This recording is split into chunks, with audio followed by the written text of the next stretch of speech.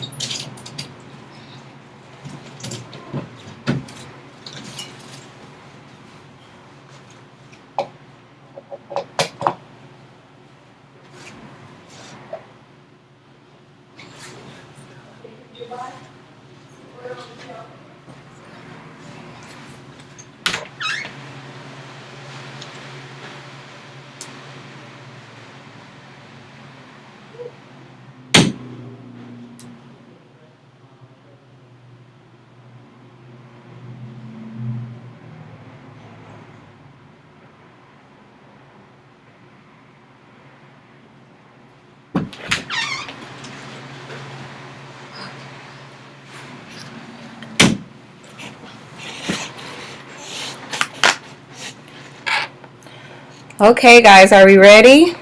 Can you hear me?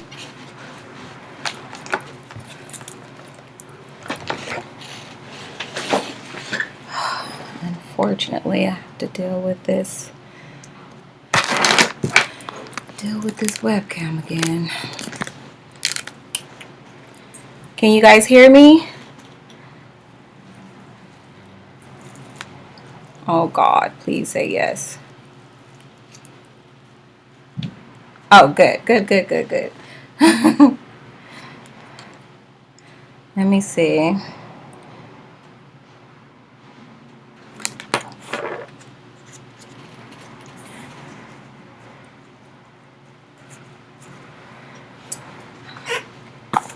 right.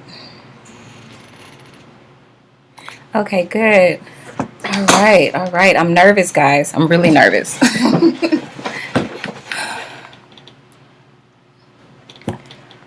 Why? I don't know.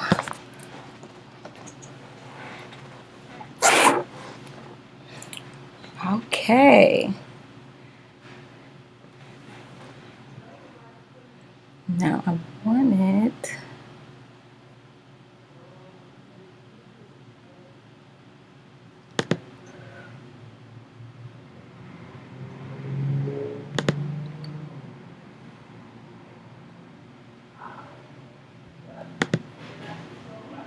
All right, all right, all right. Welcome, welcome.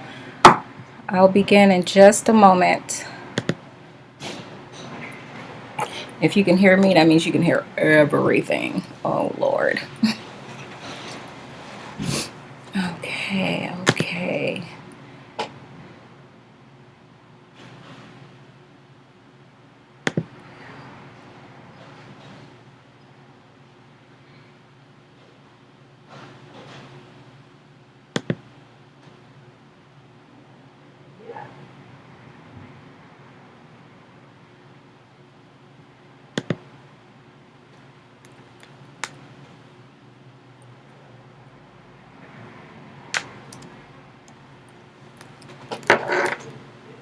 All right. Here we go, guys.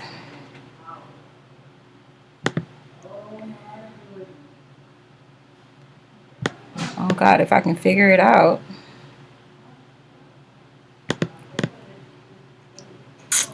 And here we go. Hi. Oh, I'm all sweaty. I'm all sweaty. Can you guys see me? Hi. Can you guys see me?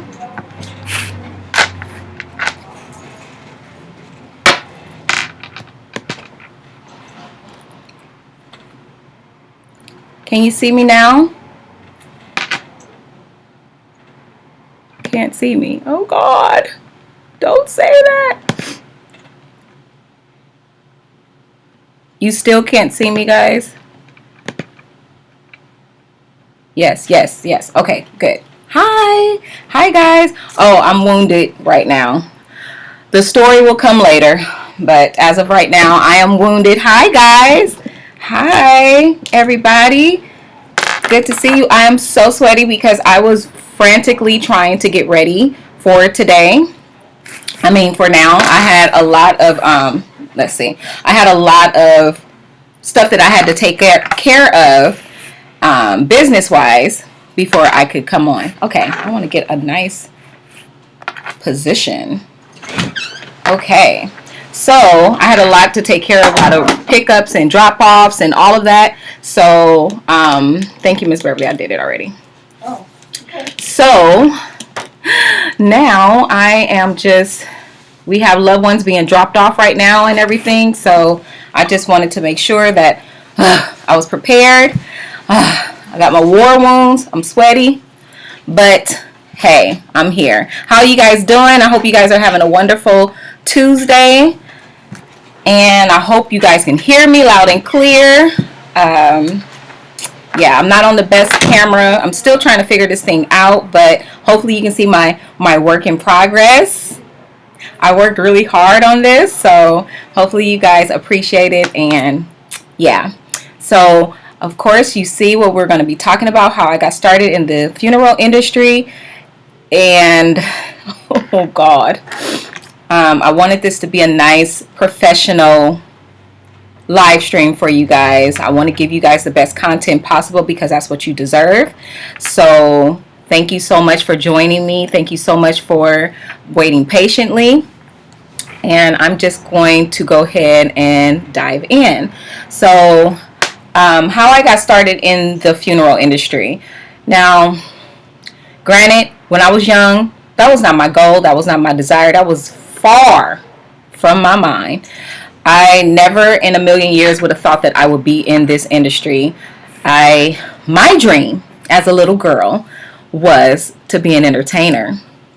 That was my goal. That was my dream. I saw The Cosby Show when I was about 5 or 6 years old, and I saw Rudy, and that's what I said. I told my mother, I want to be her. I want to do that. That's what I want to do. So I wanted to be an actress, singer, model. That was my goal when I was a little girl.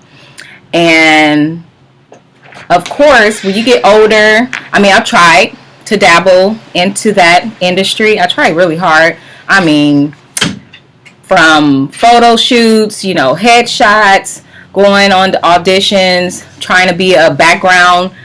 You know, I'm right here in LA, so I mean, it's easily accessible for me to, you know, kind of dive into that lane.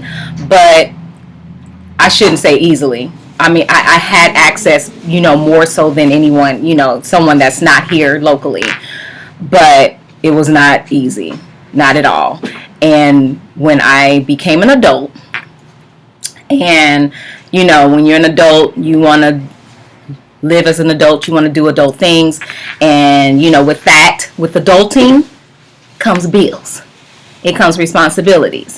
So that, you know, really quickly set into my mind, and I knew that I needed to do something else. So I went back to school, and I decided that I wanted to get a degree. I wanted to be some type of CEO running some type of corporation. That was my next goal, to run someone's business or my own. My own was kind of far, you know, it wasn't in the forefront of my mind, more, you know, more so than running somebody else's business. That was my main goal. So that didn't happen, you know, for me right away. I went back to school. Life happened. I had to help with around the house with bills and everything. I moved out, but then I moved back in. You know the story. You know, when you're young and you think you know it all, and you go on your own, and then you find out that, you know, the bills come every month. They don't miss a month. They don't skip a month. So yeah, you know, adulting, yeah, it happened for me like really early on. So when I was about 24, 25 years old, I decided to go back to school, and I decided to get my degree. And it took some years, because it was like an off and on thing. I mean, I decided to do it, but then I wasn't really, you know, I wasn't really focused on it. So then when I was about 27, 28, that's when I really got focused.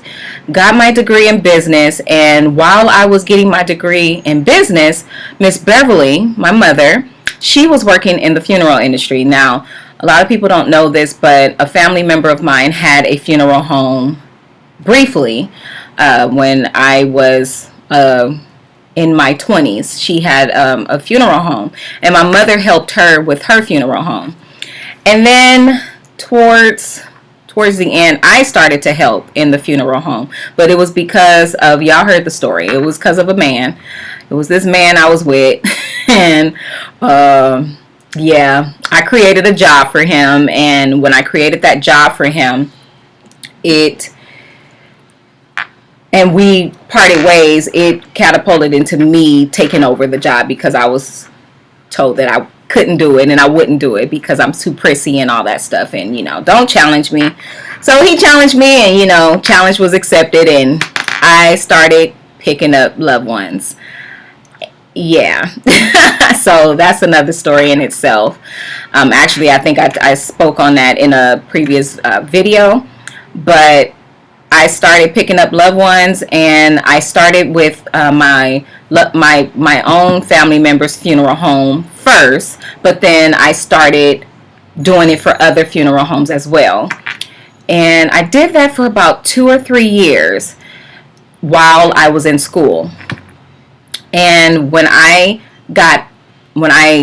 was about to graduate from college, I was so excited to graduate from college, not only for me, or not only to, for my success, but to show the young people around me that, my nieces and nephews and the young people that was around me in the church, that, listen, I got my degree. I did it. It wasn't easy, but I did it. You can do it too.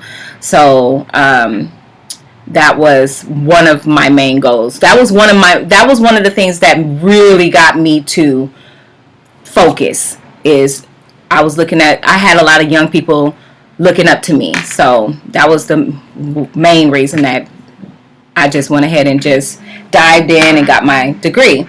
But then around 2009, I want to say, I think it was 2009, 2010, the family member that had the funeral home lost the funeral home. They closed down. And my mother loved the business. She loved it so much so that she was just, she kept talking about, I really enjoyed helping people. I really enjoyed that business. I think I'm going to go back and work for another funeral home if I can. And I just said, you know what? Why don't I open up a funeral home and you help me run it? And, when I said that, looking back now, I'm just like, oh, what were you thinking? What were you thinking? But honestly, what I was thinking was more of my family was going to be helping me in the business. I was going to own it. This is me naively thinking, like, I'm gonna own it, and everybody else is gonna run it for me, and I'm just going, collect and still be able to go and be a CEO over here somewhere. That was my way of thinking. And God, yeah, he works in mysterious ways. Yeah. So he had another story for me. So hold on. I want to make sure that I do these overlays because I worked hard on them. So here we go. Okay, so then when I decided to do that, me and Miss Beverly decided to just go ahead and start small. Let's just get a small office building and work out of another funeral home, which is something that you can do. You can work out of another funeral home for your prep and storage. Prep and storage meaning the preparation of the remains, meaning the embalming or the dressing and casketing. And the storage is refrigeration or storing on the rack. That's prep and storage. So you can share a facility with another funeral home and have that as your prep and storage, and have a office building as your actual physical location for your funeral home, because you have to have a physical location as your funeral home. You don't have to have it be a nice glamorous facility. It could be even the office of your apartment complex. A lot of people don't know that, but if you have an office in your, like, how a lot of apartment buildings have a what is it called? Oh my gosh, what is it called? Not an office. What are you guys saying? Are y'all helping me out? Not an office, but what is it called? A business center. Business center. Thank you, Jesus.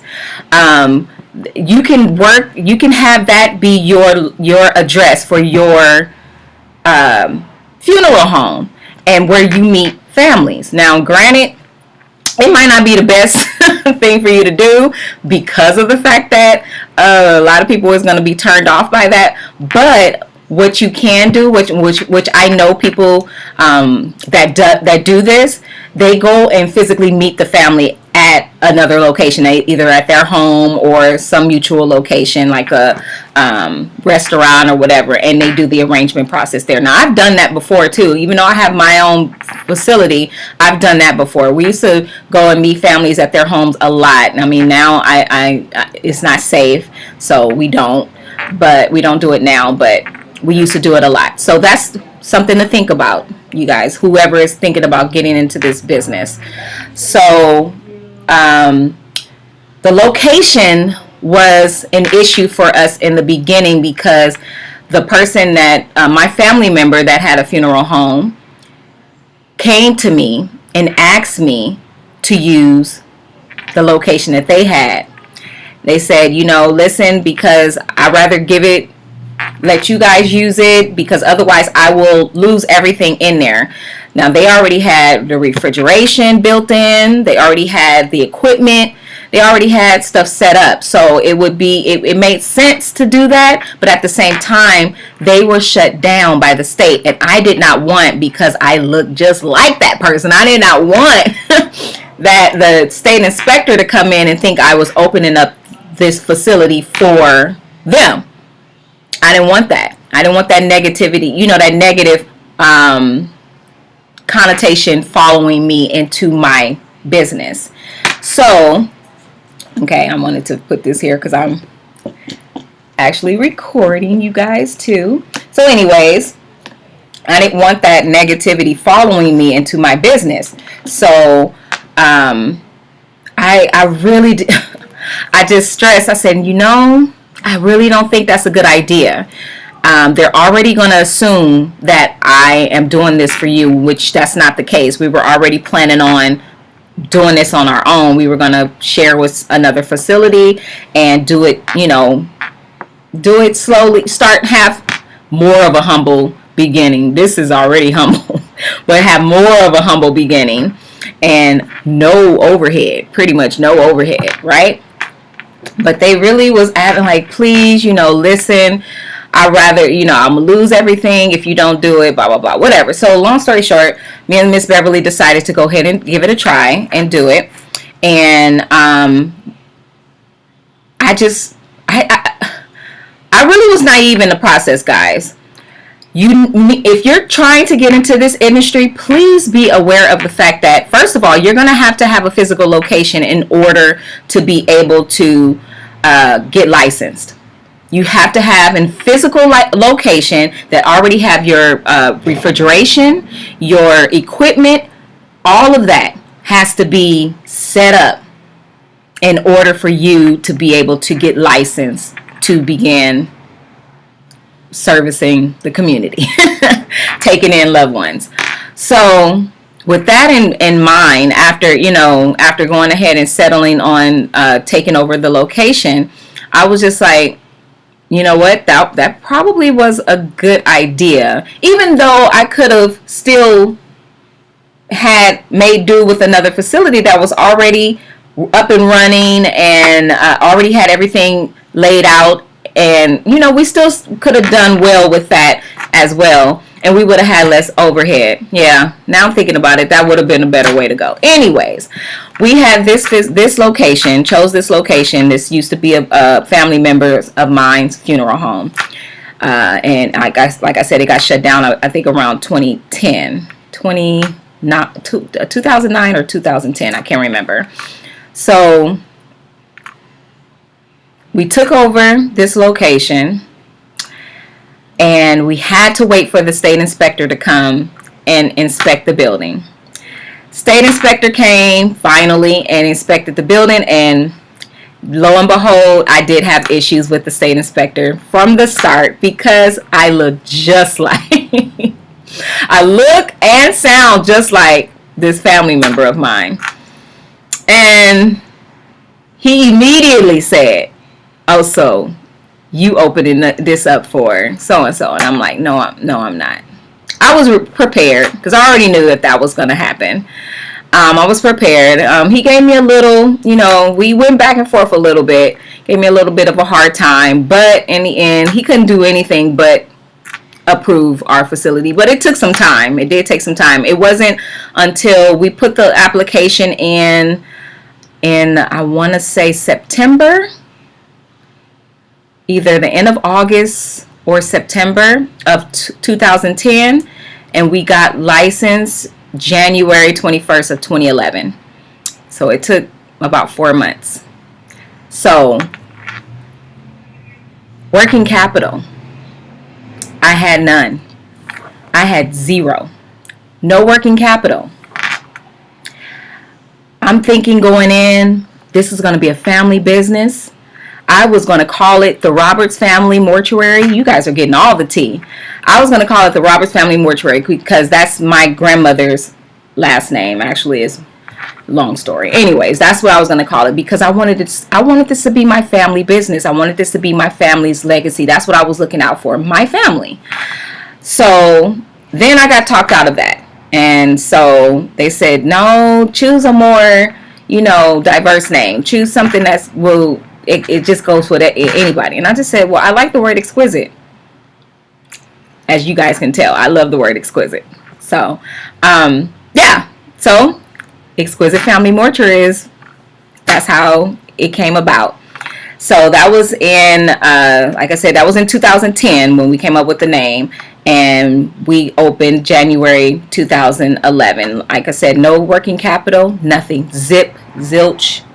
We started January 21st, 2011 with zero. Actually, we were in the negative because remember, I said we had this facility. So this facility had to be paid for. It had to be every month.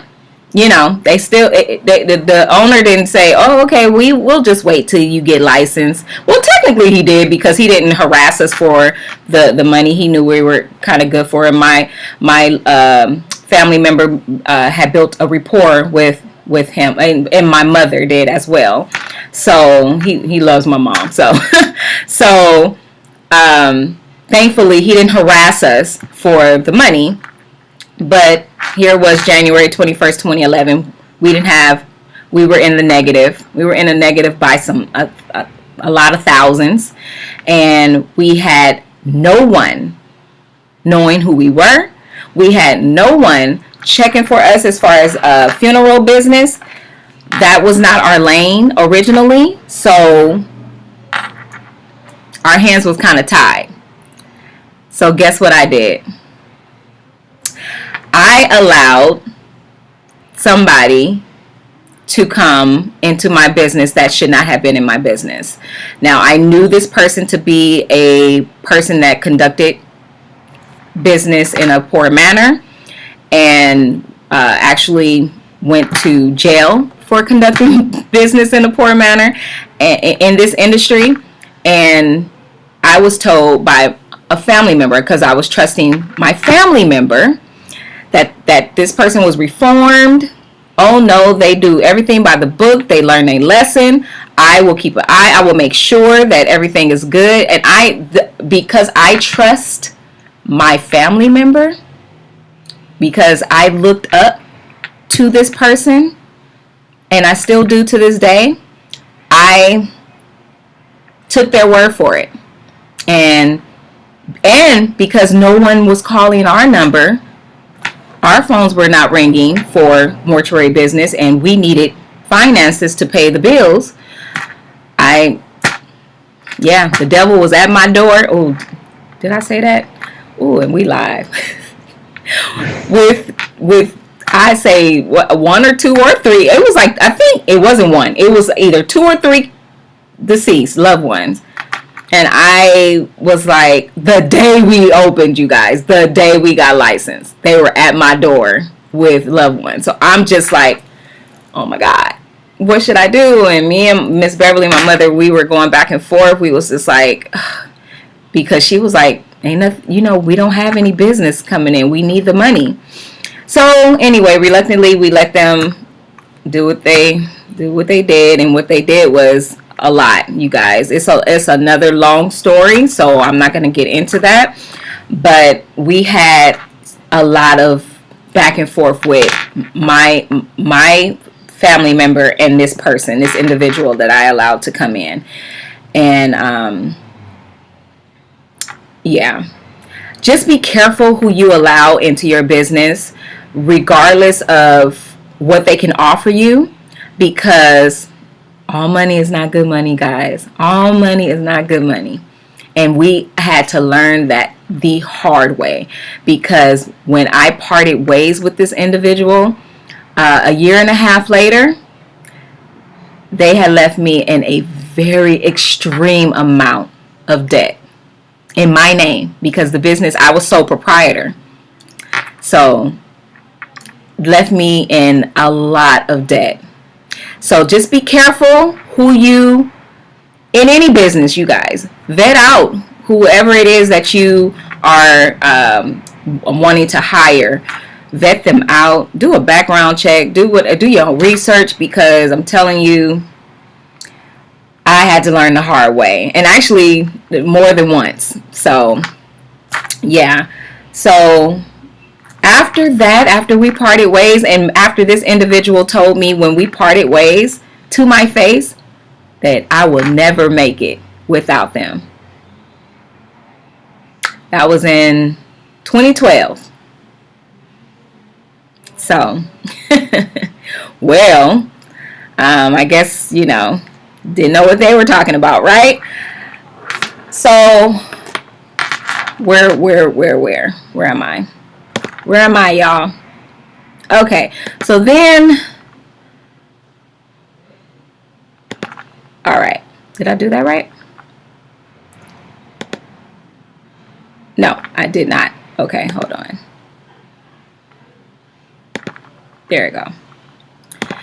So then became a new plan after after we parted ways. God, I keep touching the wrong thing. After we parted ways, my new plan, first of all, y'all, many nights of tears, many days of tears, days, nights of tears. Me and Miss Beverly cried. Mainly me. Miss Beverly is a woman of faith. You guys already picked up on that. I'm already aware that a lot of people have picked up on her faithful spirit, because that's who she is. That's who my grandmother is, and that she just kind of passed that on to my mom. I said, oh my gosh, you are so much like Granny. But she is a woman of faith, and she would come in here as if we had a full house, and we had no one, crickets. Yeah, no one. Every day. But Miss Beverly would come up in here. She would clean. She would make folders. She would do. I'm giving my mom her flowers now because she deserved them. I'm giving her props now. She came up in here the way that you should. Even if you don't have any business, don't stay at home twiddling your thumbs and waiting for the phone to ring. No, you got to get into your office and work as if it was a full house, as work as if the phone was ringing off the hook. And that's what Miss Beverly did, and that's what she kind of made me do, because I was not going to let her be down here by herself. So I would do the same thing. I would come down and try to keep my mind off of jumping. I'm just gonna be honest, you guys. I was stressed because I had bills. I'm adulting. I'm in my 30s now at this point, and I'm just like, listen, this is too much. I have bills. They come every month, I would always tell her, you have a husband, so you have some support. I don't have support like that. So we would always go, not back and forth, but she would always try to encourage me and say, I understand, just pray about it and everything. And who can agree with me that when you're going through a situation and you feel like you're drowning and you can't get out, and when people are constantly telling you to go to God about it, pray about it, I did not want to hear that. That is not what I wanted to hear. I needed to who can agree with me? I know I'm not the only one that feels that way when you're just like so down. I had to learn to get on my knees, to take it to God. I had to learn that. It didn't come easy for me. I had to learn that. It was not as simple as just pray about it, Yeah. So while my mother was praying about it and I was crying about it, this other person that used to, the person that was working with us and my family member, they decided that, the money that they stole from us, they decided to go and start another firm. Actually, they started another firm. I kid you not. I say within that same month that we parted ways, we heard that they started a firm. I'm like, oh, so that's where all the money went. So when I say like stabbed, oh my gosh, I was so hurt, because forget the person that's not my family member, my actual family member, someone I grew up looking up to, wanted to be like, was doing this. I was so hurt, you guys. I and mind you too, to this day, they are set up 2 doors down from me. 2 doors down from me. You know, granted they use it as a chapel, and we used to use it as a chapel actually, but the building was in my family member's name. So yeah, we put this one in my name, and then that one over there they put in her name, so we can keep you know, both buildings. And we used that one as a chapel. But then as the years went on, you know, he try not to say, you know. Anyways, they started doing their thing there, and people started coming to our funeral home asking for them. And I'm just like, and they was like, well, they said it was Exquisite Family Mortuary. We got that a lot, and we still get that to this day. Less now than before, but we still get it. Like literally, we just got a phone call yesterday saying the same thing. They said it was Exquisite Family Mortuary. You Exquisite Family Mortuary, right? And I'm like, yeah, we are, but we don't have that loved one. And the family be upset. They arguing. Well, where is my loved one? Do you know where my loved one is? How am I supposed to know where your loved one is? No, I don't know. I'm sorry. It's not our firm. I'm sorry. But 9 times out of 10, it's them.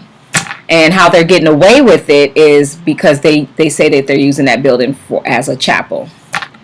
So, but yeah, many other funeral homes that they are affiliated with is using that building as well. So it's, when I say that this has been a trying time, a trying 10 years, it's been crazy, you guys. To have your competitor set up shop right next to you, the same person that told you that you were never going to make it without them, set up right next to you. Yeah. So not only am I having to deal with needing thick skin for this industry, but I have to deal with that. So, sorry, I keep looking at my notes. I don't want to get off track. Anyway, so fast forward to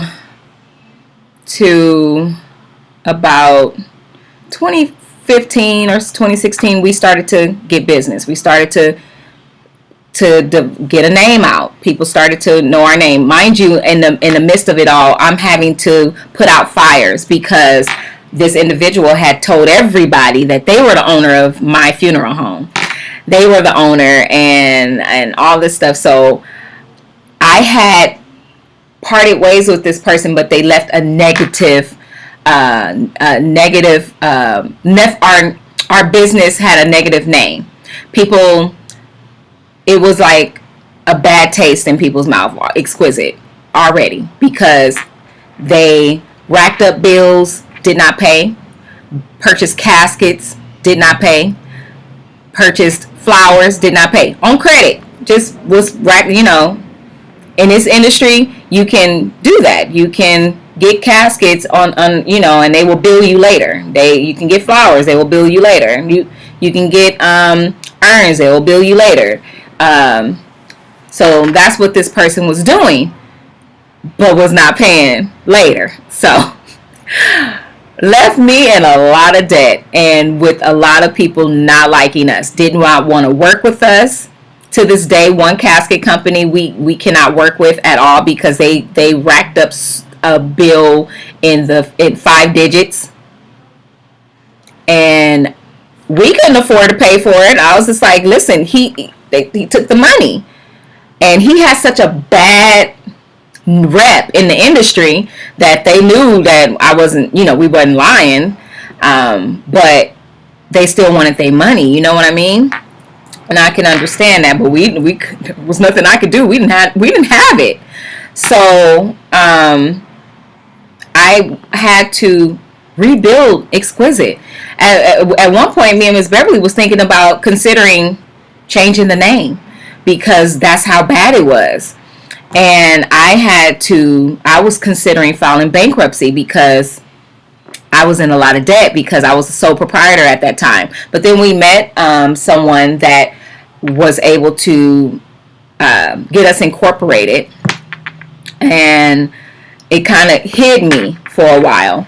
So that's how I was able to rebuild Exquisite, by being incorporated.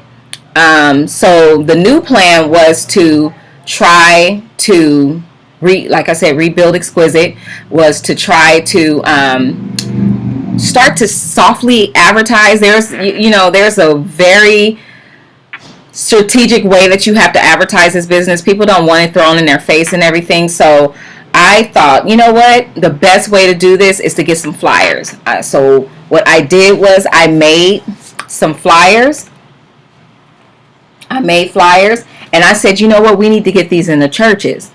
And my Miss Beverly was like, we need to get some fans. And I kept saying, oh yeah, fans would do that would do good. You get it to the churches, you're good. I remember growing up, I would see fans in the church of certain funeral homes, and I'd be like, oh wow, it became a household name for us because that's what we had in the church.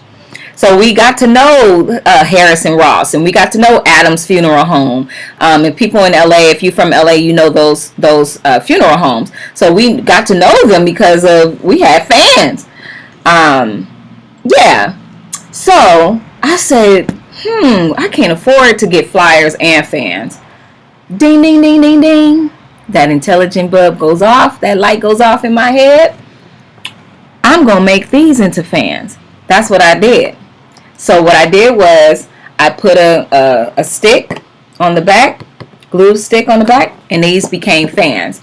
So that's what I did. I had the young people at the church gluing the sticks on there, and we were able to advertise, going to churches. Churches started calling us, asking for fans. Do you have any fans? We need fans. Not free, semi-free advertisement for us. So I said, all right, Mr. Charles came on board. Mr. Charles, poor Mr. Charles. That's another story, how we met and everything. But at the time, we were so low in business. We needed at-need. And he came in wanting to talk about pre-need. And we were like, look, there is no pre-need without at-need. If we don't get at-need means the person has passed away now. They need services now. Pre-need is, you're preparing in advance. So I said, no, without any at-need business, there will be no need for pre-need. Not for us, because we won't have a business. Don't that make sense? We won't have a business to, for someone to prepare to come to, So we would always argue back and forth about that. And oh my gosh. So anyways, I said, we all put our heads together, and what we started doing, we started going door knocking in the neighborhood.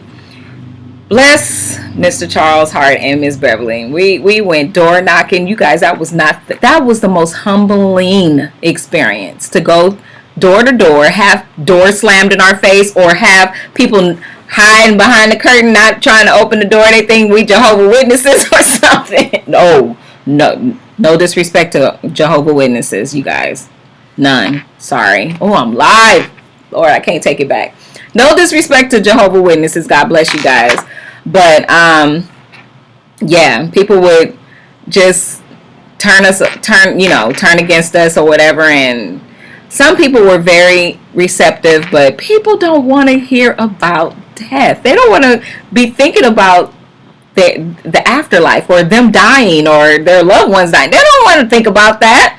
So, and I get it, I understood, and that's what me and Mr. Charles would go back and forth. I said, I don't want to go knocking on nobody's door talking about preparing for your to end, for your life to end. And he said, that's not what it is. You know, he had to educate me, and it took some years. It took some years for me to get it. But the business was slow, and I just was not trying to hear about no pre-need. So fast forward to, let's see, 2019. 2019 was a very hard year for us. The business was super, super, super duper slow. Towards the end of 2019, we thought we were going to have to close our doors. That was a hard time. Lots of crying, lots of hard times. I remember praying to God, and I said, Lord, if this is something that you want me to do, because mind you, you guys, this is, I say it again, this is not something I'm passionate about. The funeral industry is not something I'm passionate about. From what I just told you, or from what I told you in the beginning, my dream was to be on television. I wanted to be an entertainer. I wanted to be an actress, singer. I wanted to model. That was my dream. So this, as you can imagine, not my dream. There's no glamour in this. So this was not me. This was not for Ray. I just said, okay, I'm going to build this business enough to the point where I don't have to be here. I can do something else. I can find my passion, because I lost a passion for entertainment because it wasn't popping for me. So I lost that passion. So I was like, I got to find my passion, because this is not something I'm interested in. I will definitely help out, and, because I do want the business to grow. I want the business to be successful. I want people to be taken care of well. I don't want to lose that. But this is not for me. And so we've had that talk. Me, Miss Beverly, and Mr. Charles, we've all had that talk. And so that was my plan. That was my goal. So 2019, when we were on the verge of losing the business, I just said, God, if it's your will, if this is something that you truly want me to be in, you want me to do, then you will make a way out of no way. You will make it happen, and I will know it was you for sure, and I will have no choice but to give it my all. I'm just going, because people have been telling me for years, you need to focus on this. This is your niche. You're good at this. This is what you need to do. And I was just like, no. There is no glamour in this. I want to do something else. This is not me. No. So I fought against it. But when I prayed to God and I told him, I said, listen, if this is your will, this is what you want me to do, Lord, then I will give it my all. I will go full force, and I'll give it my all. And fast forward to March of 2020, even before the pandemic, even before we started to really hear about what was going on with COVID, a family member of mine stepped in and said, I'm going to secure a loan. I'm going to try to secure a loan for you guys. And I'm just like, okay, that's really nice. Thank you. But I'm not thinking nothing of it. I'm like, because it was a large amount that we needed. So I was just like, whatever, I didn't think it was going to happen. Let's just be honest. I did not think it was going to happen. And then we had some other investors to come and was supposed to invest in the business. But the verbiage, the contracts that was presented, I was not having it. I was not going to have somebody to come in and take over my business. And I'd rather lose it then you come in and you reap all the benefits of, and you take over doing everything. No. I don't think so. And they thought they were being slick with the verbiage in the contracts, like I'm not a smart girl or something. So yeah, and my sis-in-law is actually an attorney, and I sent stuff to her and I said, what this sound like to you? And she confirmed. She said, don't sign that. They trying to take your business. I said, I knew it. Yep, I knew it. So yeah, that didn't work out. So like I said, when my family member stepped in and said, I'm going to try to secure a loan for you. How much do you guys need? And we said the number, and it was like, okay. Didn't blink. And I was like, all right, okay, God. Middle of March, pandemic, red alert. We have to, quarantine. All this is going on. I kid you not. The loan came through and was placed into our account. And mind you, bills were racking up. Oh, God. I'm sorry. It was such a hard time. The bills was racking up, not only with my business, but with personal. So not only am I thinking I'm losing my business, but I was losing my place too. I'm like, I can't afford to live here anymore, and all this stuff was going on, and I just was, I was praying to God about that, but I also was so angry. I was so angry and frustrated with what was going on, because I could not believe that we had been in business for so long, and we tried to do everything right by the book. We don't hustle people. We don't take advantage of people. We try to do a good job, and then we have people around us that's doing bad things, that's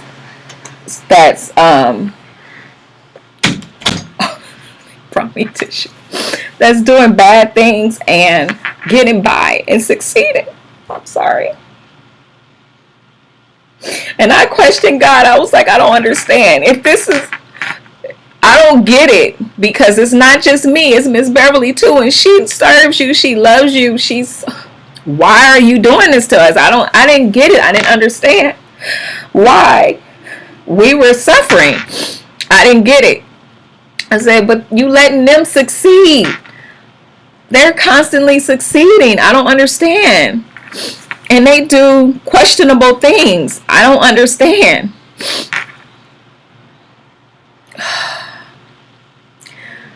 But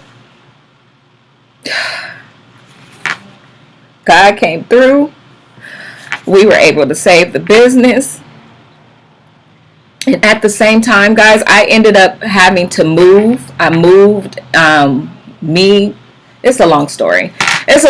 So that's not a part of it. My personal is not a part of it. But yeah, so the pandemic it came, and it was slow for us for a while. It wasn't like people were coming to us. And mind you guys, we don't pray for people to pass away. That's not our prayer. Our prayer is that when death occurs, because people pass away every day, all day. But when death occurs, that the family would consider us, would give us an opportunity to entrust their loved one with us and to our care. That's our desire. That's our prayer. And so when the pandemic hit, I had my two nieces. My sister-in-law had to, she was, before the pandemic even hit, she was being sent off to Kuwait.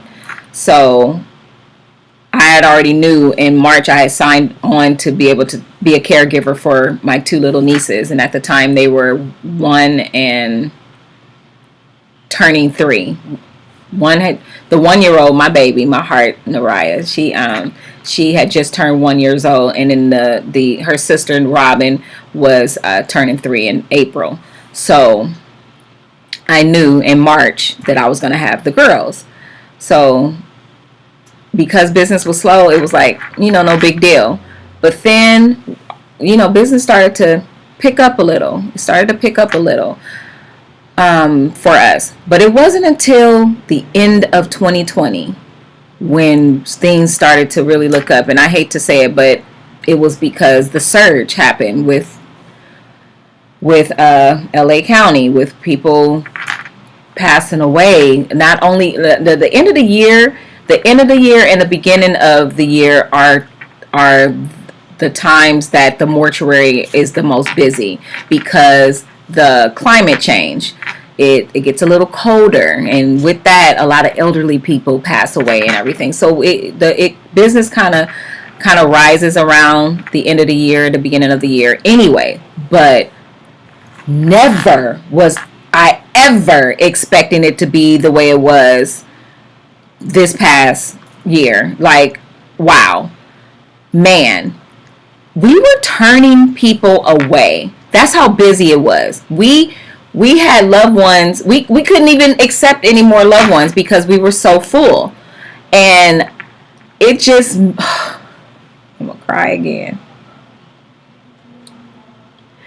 It just made me feel good, because I remember walking around here with it empty and praying, Lord, increase, enlarge our territory. Please, Lord, I pray for increase. Please enlarge our territory that we may not have room enough to receive.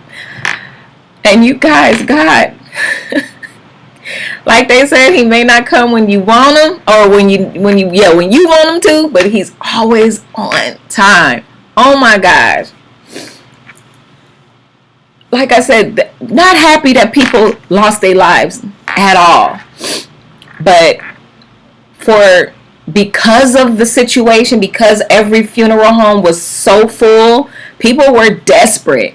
They were so desperate that they would call us too and ask. The first thing they were asked was, are you guys accepting? Are you guys full? That was the first thing. They didn't care about the price. They didn't care about anything. Just, are you guys accepting? And I would have loved to accept everybody, but we just didn't have the capacity. We didn't have the room. We didn't have the space.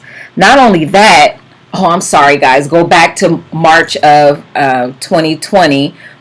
We had got not one, but 2 contracts with 2 different hospitals to sign up to handle their county cases.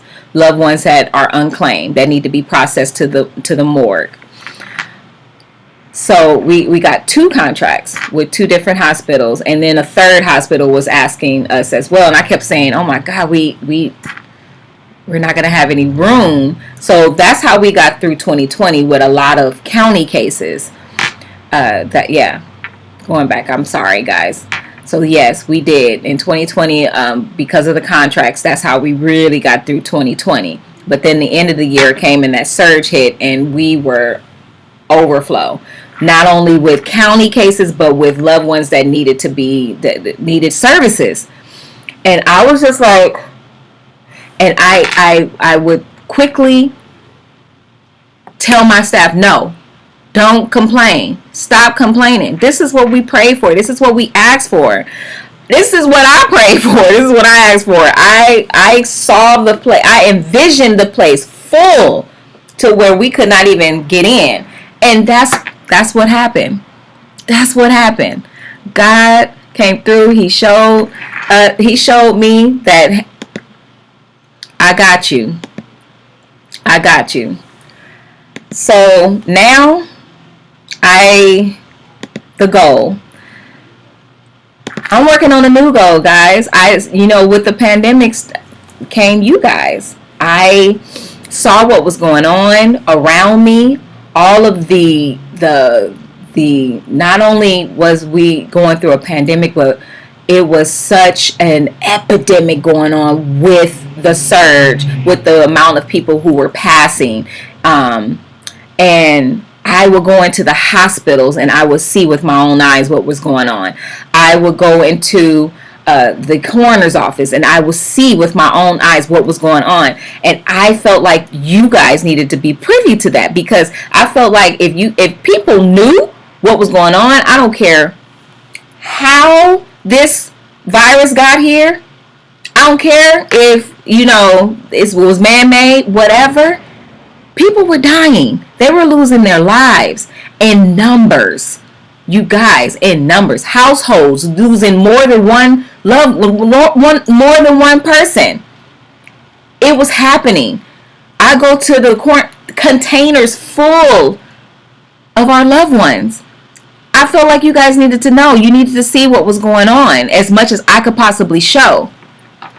So that's why I hired somebody, a cameraman, to follow me around. And I'm trying to think of his name. I can't think of his name. Oh my gosh. What was his name? I can't think of his name, guys. But I hired a cameraman to follow me around and capture some of the things that, was going on. All of the busyness, everything. I said, capture it. And then whatever I have to blur out, I'll just blur out. But I want people to see that this is real.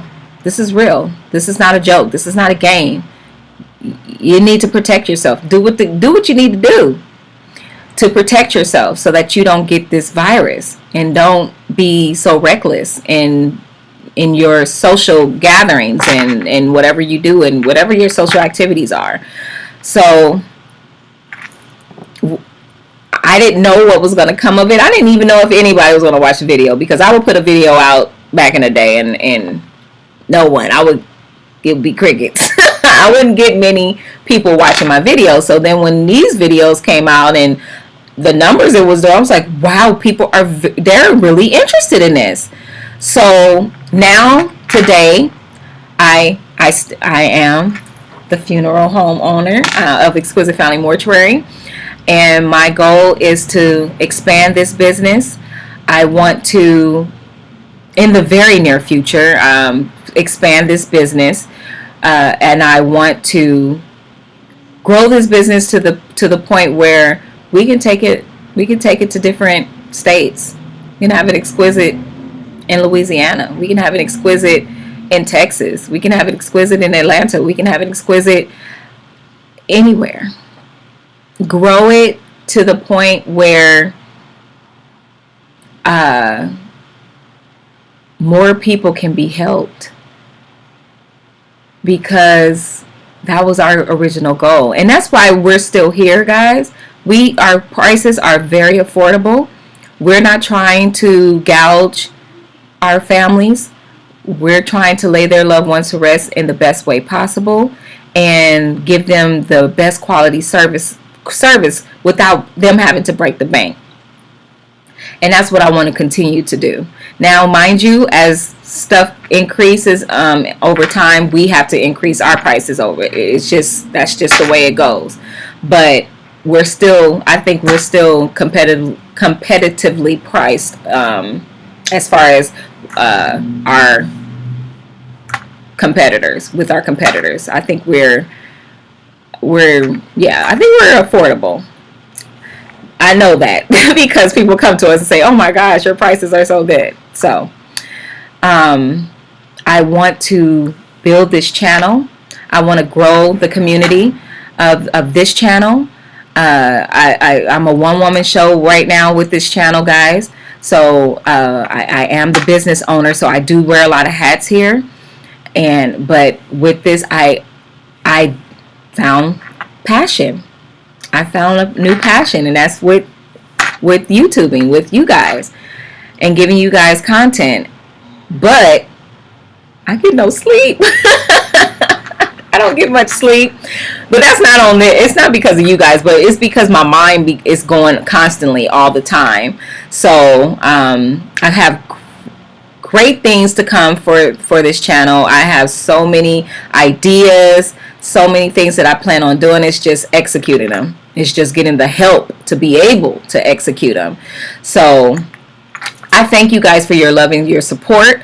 I thank you guys so much in advance for the ones who signed up or became members of the Exquisite Diamonds. I don't think we have any rubies as of yet. I have to check.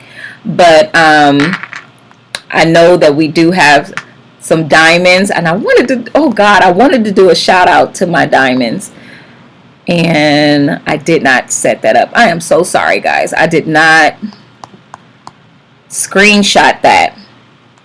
But I thank you guys so much for your support. I want to give you guys great content. I want to give you guys what I don't want to sugarcoat anything for you guys. I want you to see the real, the rawness of the business, especially if you're considering being in this business. I want you to see what you may be getting yourself into and see if that, you know, have you make a more informed decision on your life. Because this is a stressful business to be in. This is not for the weak. It's not for the faint at heart.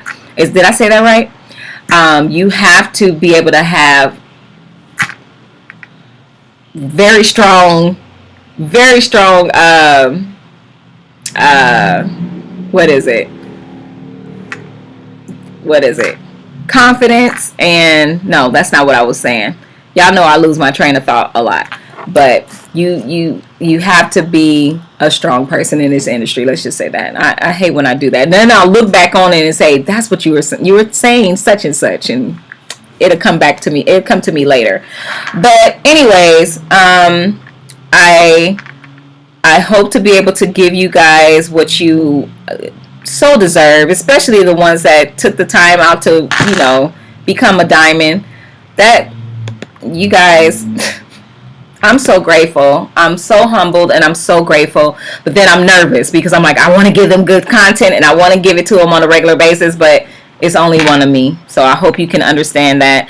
I do have content to come. I'm working on it. And I'm so sorry that video did not come out last week. A lot of stuff happened on last week, and then Mother's Day and birthdays and my stepfather's birthday, my grandmother's birthday. It was a lot going on. So, but it will be out on Friday. This Friday, it will be out on Friday. New video. So I'm going to take some questions right now. Just a few. And thank you guys for staying with me. Thank you guys so much. Let's see. Questions.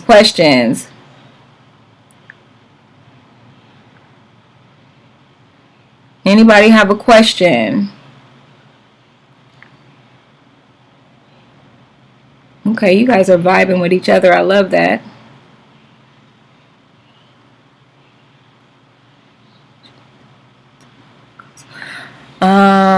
There's a silver lining. You're going to make it. Thank you. Any questions? Nobody have a question? Let's see. Oh, thank you, Ewan. Thank you so much for the super chat.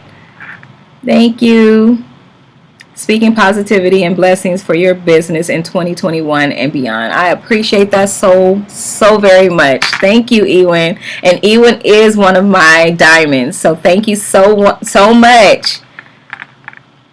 Why do you like being a mortician? Well, it's not something that I like. Not at all. I'm just going to be honest. This is not, like I said, this is not an industry that I am like, oh my gosh, super passionate about. This is a very tough industry. Not only are you having to think and consider your own personal issues and stuff that you're dealing with. Like I lost 2 loved ones recently. So, I mean, this year. So, but, you know, we can't grieve. We can't, you know, sit on the phone and cry and they be like, what's wrong with you? Well, I just lost you. You know, they don't care. Look, they just lost. You supposed to be helping me. So, you know, this industry is really tough because you take on so much. You take on so much of their grief. You carry, I know for me, I carried, and I know Miss Beverly does too, carry a lot of grief because we have so much sympathy and empathy for people and compassion. And I don't see if you have that, I don't see how you can't. I don't see how you can't carry, you know, their heartache, their suffering and stuff. I can't. I'm a human being. I'm not a robot. So, and then on top of that, it's not a glamorous business. It's not the behind the scenes. It's a lot of not so good stuff that goes on in the behind the scenes. It's a lot of nasty. I'm just gonna be honest. It's a lot of nastiness. I just picked up a loved one today, and when they opened up the bag to make sure that was that was really him, I was like, oh my God. Y'all, just be grateful that you have people in this industry that's willing to do the dirty work, because it's not easy. It's just not easy at all. And because the corners, they don't flinch. Me, I was like, oh. But the corner, they were like, oh, we got a bad one. And I was just like, wow. But yeah, he had been deceased for some time. So like I said, it's not an easy business. It's not something that I enjoy. But I do enjoy giving you guys the content. That's what I learned that I have a passion for, is sharing with you guys. Can I please have Miss Beverly?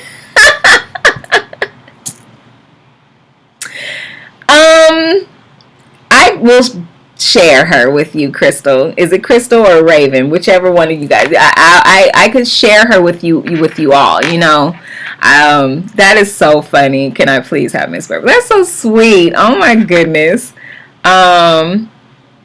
Country California girl. Wow, Praying Mother. I am going to. Oh, okay. You guys are talking to Praying Mother. Is Praying Mother on here? My neighbor is. LaTashLaRay, I'm trying to join, but I don't see the join button. Please help. I want to be a diamond. Oh, guys, and I don't know. I know you go to my channel. You go to my channel, and it should say it actually should say the join. It should have the join button on my videos, right, guys? I don't know how that works. I really don't. All I know is that there is a join button somewhere. If you go directly to my channel, it should be there. I'm so sorry. I have to figure that out for you, Latashla. I have to try to figure it out for you. Squally, did I say that right?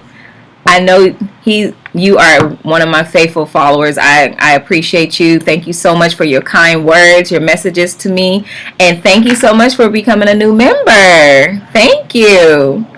Quinn, do you ever embalm? No. That's not my ministry. No, ma'am. No, sir. No, I could do everything else. I mean, I pick up, I can dress in casket, I cosmetize hair, face. I can do that.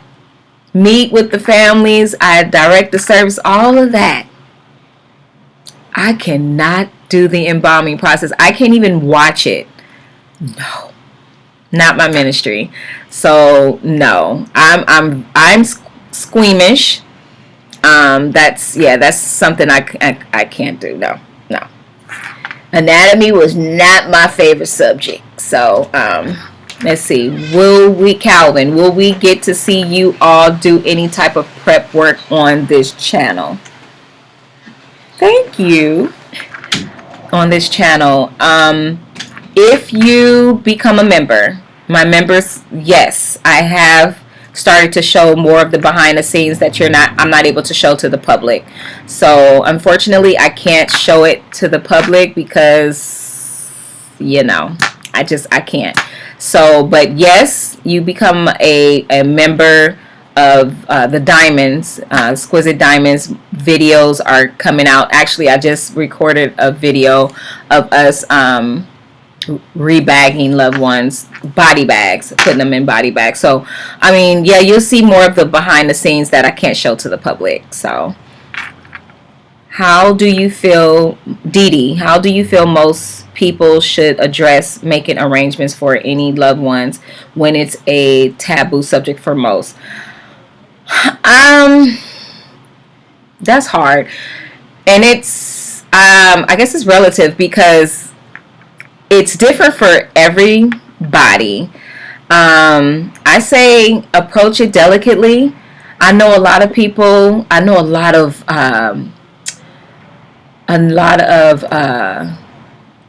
what is it called? Cultures. A lot of cultures, it's just something that you just don't talk about. And I understand that. I get it. But at the same time, knowledge is power, and God gives you wisdom. I say you have to have the conversation. You have to at least have the conversation. I say if they don't want to talk about, it's kind of hard, guys. We're going to touch on this too in a couple of weeks with Mr. Charles. He's coming on to talk about the importance of preparing in advance. So and having the conversation and how to have the conversation. So he's more knowledgeable about that, and I'm going to let him field that question. But that is a good question, Dee Dee, and I'm going to keep that. I'm going to keep your question for when he comes on. So thank you for asking. I just started watching your show, and I like everything that you do. It goes on and on. Thank you, Damien. Is that it? Please explain how things smell. Us viewers don't have that experience. You guys, I can't even explain it. It's a very yeah. And Squally, you kind of know. I mean, no, you know. But working, I just went to the coroner's office on today. And that smell is like no other. It is like no other. I don't know how to explain it, you guys. It's really a horrible smell. It's I don't know if you ever smelled like a dead rodent. Add 10 to that, times it by 10 or more. Yeah, it's a very bad smell. It's a very bad smell, guys. And if they are in full decomp, y'all, there's no words. I can't explain it. It's just a really horrible odor. But I say, if it's like think of a dead rodent and think of like a lot of them, a whole lot of them. Not a lot of dead rodents. Yeah. Me and my staff, we were going back and forth on whether full decomp was worse than a decomp, like a full decomp that was exposed to the elements, out in the elements. That's a smell. But the when you have a loved one that passed away due to a fire, it's like no other. I can't even explain it. It's really bad. It's really bad. Thank you so much, Squally, for that question. It's a rough subject to bring up, but I want to help pay for my niece when it's their time. Oh my gosh, Dee Dee. That is so sweet. That is so sweet. I don't have any children of my own at 36 years old. Oh my gosh, you're going to make me cry. I can relate. At 41, I can relate. And Mother's Day is always a tough day for me. So I can definitely relate. That is so sweet. That's something I would do for my baby. My baby, Naraya. Have you ever I don't know. You didn't finish your sentence to Terry Campbell. Have you ever I don't know where we get to see behind the scenes footage with this membership. Calvin. Calvin, are you a diamond? I've been posting some lives, but they have not been successful because I have to literally, for the membership lives, I have to post a link for the members only to click on. But you guys have to be able, y'all have to, I don't know if you have if it's, you get notified about it or what, I have no idea. But like I've posted an at home with me over the weekend and no one has viewed it, and I'm just like, what's going on? I posted the link and everything. I have no idea. If you are a diamond, I will work. I'm working on more members only videos. I don't know if you was able to see the draining video. I did that. And then we have a couple of more that I just did that should be coming soon as well. Just please, I'm working on so many videos, so just please bear with me. The content is coming though. How does it feel to? What do you mean? How does it feel? How does what feel? You gotta specify. I had to do it on my laptop. I just joined. Yay! Welcome, Latasha. Welcome, Latasha. Oh my God, I keep saying your name wrong, girl. I'm sorry. Terry, have you attended the National Funeral Directors Mortician? No, I have not. Mr. Charles has been trying to get me to go to one of the conventions for years. It's crazy. No, I haven't. I may attend one. I don't know. I may attend one, but no, I have not. I'm just going to answer a couple of more questions, guys, and then I have to go. How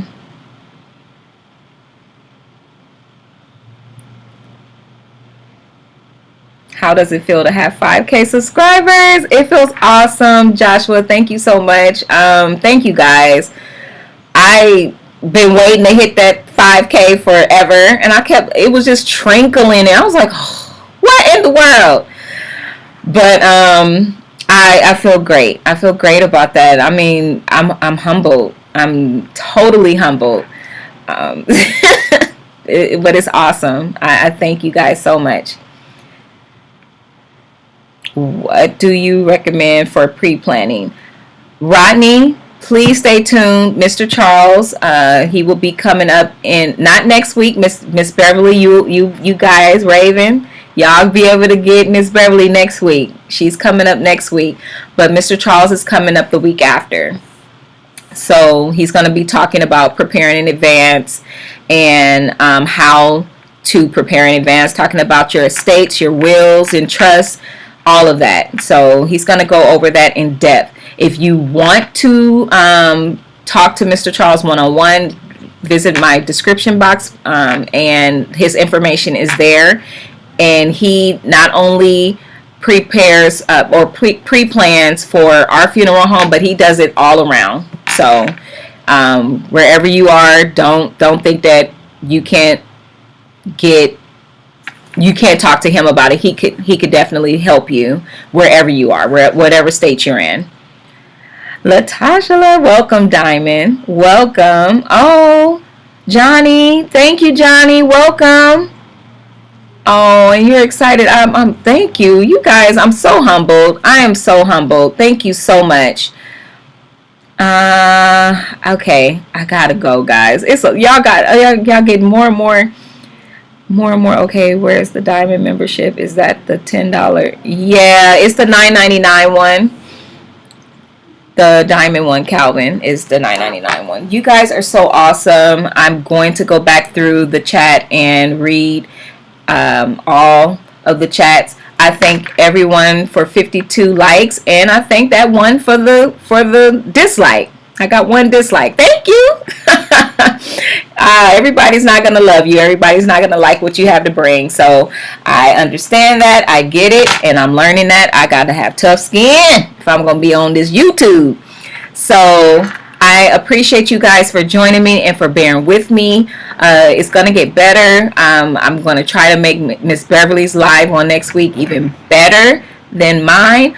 Oh my God, I'm so upset. You guys, hold on. I did all of this and did not show you because I was busy talking. I did not show you some of the pictures that I have on here. So listen, let me do that.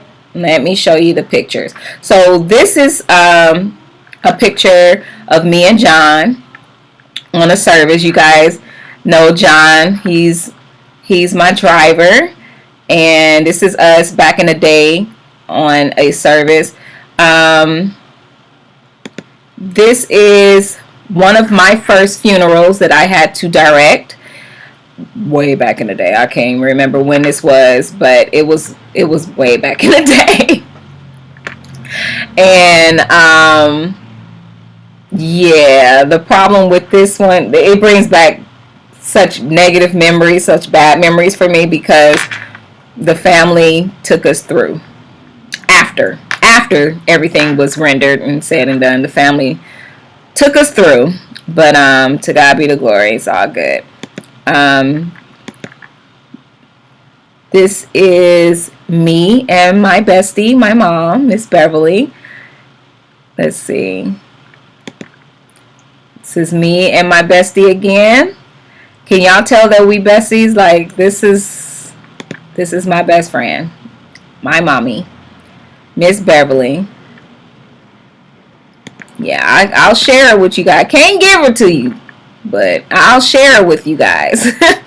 Actually, I had the pleasure of doing a service for, no, wrong one, for Mr. Cedric Sabalos, one of his family members.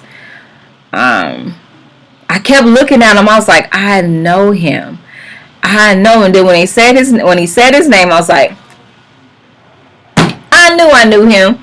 And you know where I only knew him because he was on Living Single, guys. That was the only way. That's the only reason why I knew him. But yeah, I had the honor of doing a service for one of his family members. I didn't work with him directly. It was his family member of his that came to us for services for their family. Let's see. Then this is a group picture of some of us back in the day that on a service. Look at my hair. Oh God. And we used to wear purple flowers on our lapel back in the day because I knew I wanted to incorporate purple, and I thought that would be cute. But then, thankfully, me and Miss Beverly found these purple suits. Thank God. But yeah, that's how we used to do it back in the day. And then this is another picture of me and Miss Paula. This is actually John's wife. My driver, John. This is his wife. So they're with that purple flower. God. Oh God. And look, y'all, this is me on a motorcycle. Somebody well, I was on one of the escorts motorcycle, just playing around, waiting on a service. Let's see. And then this is me, Miss Beverly, and Mr. Charles at a service a few years ago, actually. And thank God for those purple suits. I think that was the first service that me and Miss Beverly wore those purple suits. That's when we found them, if I'm not mistaken. Thank God. Oh God. And then what else? Oh, and then this is just me playing around with that's a loved one in the back, and that's John driving. He's like so over me. He be so over me. I be playing on the with the filters and everything. But yeah, I worked hard on those, and those were supposed to, like, I was supposed to click on those and show those while I was talking. But yeah, I'm gonna have to have somebody else do that. This is too much. But that's it, guys. Thank you so much. Oh my gosh, I am so excited. I got through this. I was so nervous all day. I want to do a good job. I want to bring you guys great content. I don't want to do anything rinky-dink because you guys don't deserve that. So I am so happy. I bet living in LA area you see famous families. Not really. They don't come to my firm, unfortunately. But yeah, living in LA, you're bound to run into celebrities. So that's it. You and your crew do a great job. Thank you, Darius. I appreciate that. Thank you so much for joining me. You guys are awesome. Like I said, next week you're going to get to know Miss Beverly a little bit better, so stay tuned for that. And I think that's it. Oh, I'm sorry. And Mr. Charles will be on the week after that. And on the 4th, tentatively scheduled on the 4th of June, we have Mario from the LA County Morgue is going to be joining us. So we're so excited. And then me and Miss Beverly are supposed to be taking our first trip this summer. So look out for all of that great content. My diamonds, thank you so much for your love and support. My rubies, if I have any, thank you so much. All of my people, all of you guys, all of my supporters, I love you guys so much, and I appreciate you so very much. To God be the glory, and may God bless all of you. I'm now going to end this live, and I don't know how, so pray with me or pray for me. God bless you guys. Mwah. Okay, let's see. How do I do it?